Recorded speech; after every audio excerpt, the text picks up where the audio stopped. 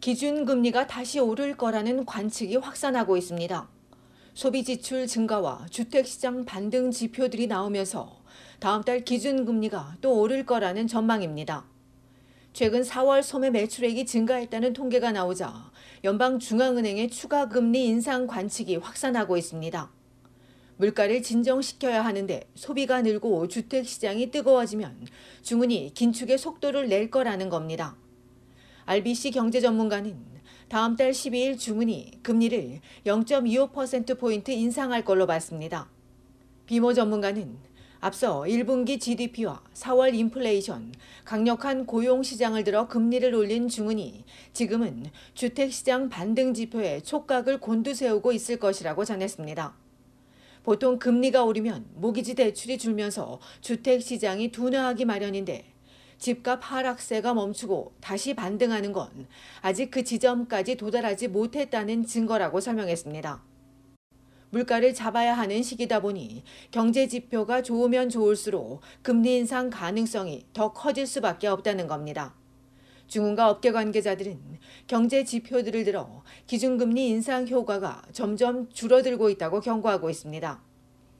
일부에선 경기 불황 충격이 오기 전까지 이전에 경험하지 못한 많은 캐나다인들이 귀 기울이지 않고 무시할 것이라며 우려하고 있습니다.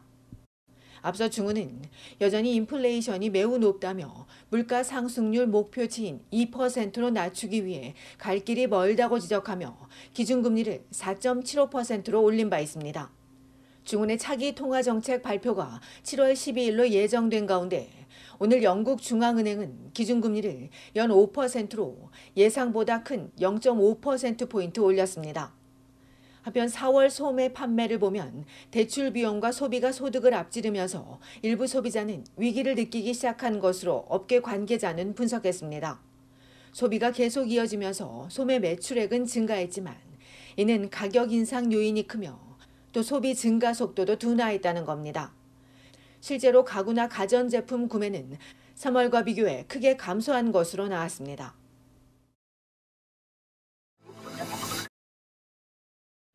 온타리오주 토론토 시장 보궐선거가 코앞으로 다가오면서 지지 선언이 이어지고 있습니다.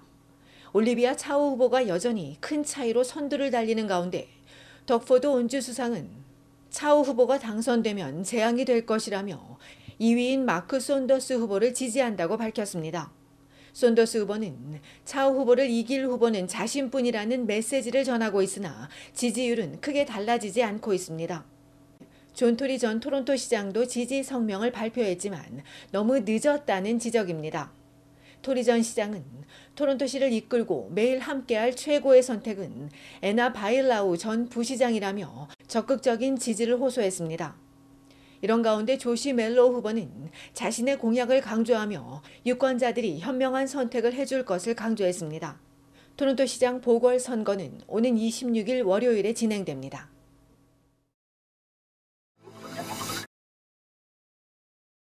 캐나다의 제빵 대기업이 가격 담합 혐의를 인정하고 거액의 벌금을 내기로 했습니다. 캐나다 브레드는 2007년 6월부터 경쟁사인 웨스턴사와 담합해 그해 10월 식빵 가격을 12에서 14센트씩 인상했고 2011년에도 14센트씩 인상했습니다. 2015년 러블러와 웨스턴으로부터 제보를 받고 조사를 벌인 공정거래위원회는 이들을 포함 메트로와 소비즈, 월마트 캐나다 등 여러 회사의 식빵 가격 담합 스캔들을 조사해 왔습니다. 그렇게 8년이 지난 최근 온타리오주 고등법원은 가격 담합에 대해 유죄를 인정한 캐나다 브레드에 당국 조사에 협조하는 대가로 30% 감면을 받은 $5천만 벌금을 부과하기로 했습니다. 이는 현행법상 법원이 가격 담합으로 추징한 벌금 중 최고액이자 금전적 벌금이 나온 최초의 사례입니다. 공정위에 따르면 내일부터는 가격 담합과 관련한 법정 최고액도 없어지는 등 대폭 강화됩니다. 공정위는 국민의 주요 식품 가격을 담합한 것은 심각한 범죄 행위라며 다른 회사들에 대한 조사도 진행 중이라고 전했습니다. 가격 담합 당시 소유주는 메이플 리프 푸드사이며 2014년 멕시코 대기업이 인수했습니다. 법원에서 유죄와 벌금을 인정한 멕시코 빈보사는 가격 담합에 가담하거나 책임이 있는 이들에 대한 법적 절차를 논의할 것으로 알려졌습니다. 가격 담합과 관련해 온타리오와 퀘벡주에서 각각 한 건씩 집단 소송이 진행 중에 있습니다. 한편 이번 사건에서 면책을 받은 로블로는 처음 이 사실이 알려진 뒤 $25짜리 카드를 제공했으며, 반면 소비이즈의 소유주인 엠파이어 식품회사는 가격 담합에 참여하지 않았다는 입장을 내놓고 있습니다.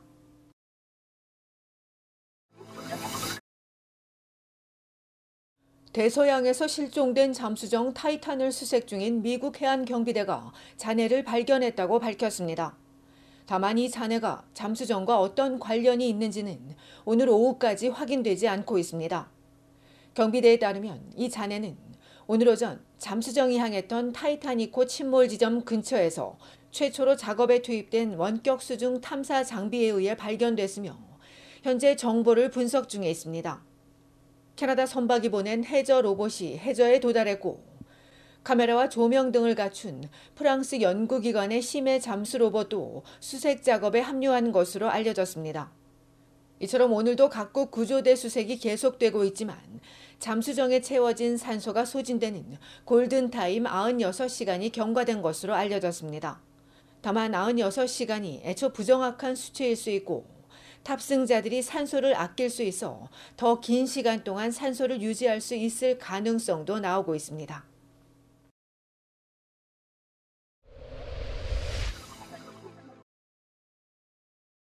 온타리오주 광역 토론토에서 사건 사고가 이어졌습니다.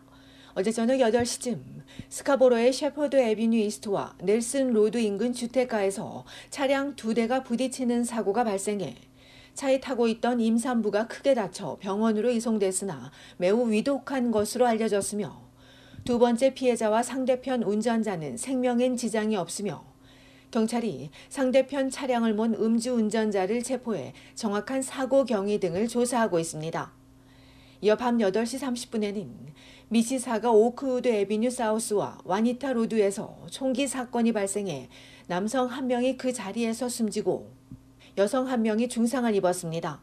사건을 조사 중인 경찰은 아직 1차 수사가 진행 중이라 용의자에 대해서는 확인되지 않고 있다며, 이번 사건에 대해 알고 있거나 목격한 주민들에게 제보를 요청했습니다.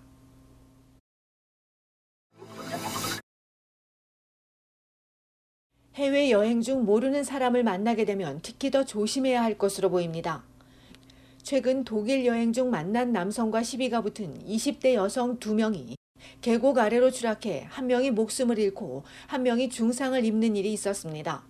사망자는 온타리오주 워터루 출신으로 미국 일리노이 대학을 최근 졸업한 21살 에바 리우 씨는 지난 14일 낮 친구와 관광 명소인 노이슈 반슈타인 성 주변을 하이킹하던 중 만난 남성을 따라 전망대로 올라갔는데, 이곳에서 시비가 붙자 남성이 이들 2명을 차례로 전망대 아래로 밀어 떨어뜨렸습니다.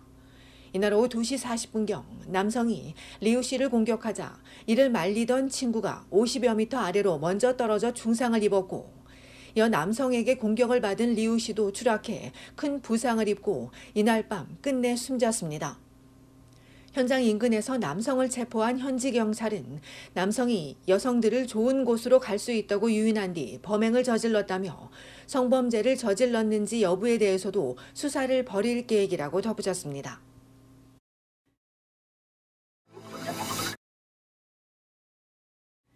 브리티시 컬럼비아주 밴쿠버가 캐나다에서 가장 살기 좋은 도시 1위에 꼽혔습니다.